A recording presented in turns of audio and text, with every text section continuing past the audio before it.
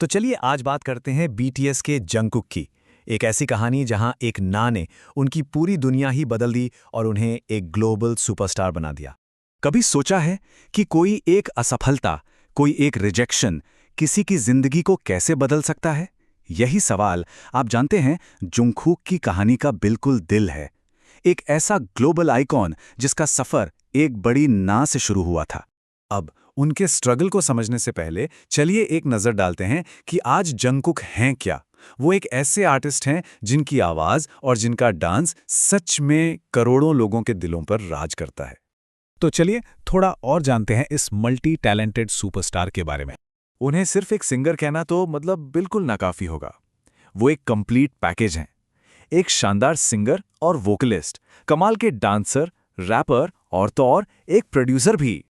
और जानते हैं उनकी कहानी इतनी रिलेटेबल क्यों लगती है? क्योंकि उनकी शुरुआत बहुत ही आम थी। कोई फिल्मी बैकग्राउंड नहीं।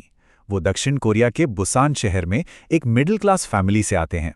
अब जो बात और भी दिलचस्प है वो ये कि सिंगर बनना उनका पहला सपना था ही नहीं। बचपन में जंगकुक का सपना था एक प्रोफेशनल बैडमिंटन प्लेयर बनने का। जी हाँ, बैडमिंटन। उन्हें ये खेल इतना पसंद था कि वो अपना पूरा करियर इसी में देख रहे थे। लेकिन फिर एक दिन कुछ ऐसा हुआ जिसने सब कुछ बदल दिया।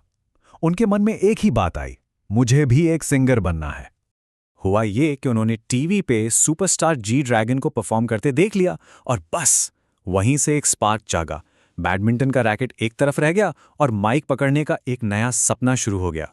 तो ठीक है, सपना तो बदल गया, लेकिन अब जो कहानी में मोड़ आता है वो बड़ा जबरदस्त है। इस नए सपने की तरफ जो उनका पहला कदम था ना, वो ही एक बड़ा रिजेक्शन था। सोचिए, सिर्फ 13 साल के थे वो, और उस उम्र में वो एक बड़े रियलिटी शो सुपरस्टार के का ऑडिशन देने डेगू शहर पहुंच गए। और नतीजा, उन्हें रिजेक्ट कर दिया गया। जजों का कहना था कि टैलेंट तो है, लेकिन लड़के में आत्मविश्वास की कमी है, बहुत शर्मीला है। अब जरा सोचिए, 13 साल की उम्र में इतना बड़ा रिजेक्शन, किसी का भी दिल टूट जाए, है ना? ज्यादातर लोगों के लिए तो सपना वहीं खत्म हो जाता। लेकिन यहां कहानी ने एक अजीब मोड़ लिया। वो शो से तो रिजेक्ट हो गए, पर पता है क्या हुआ?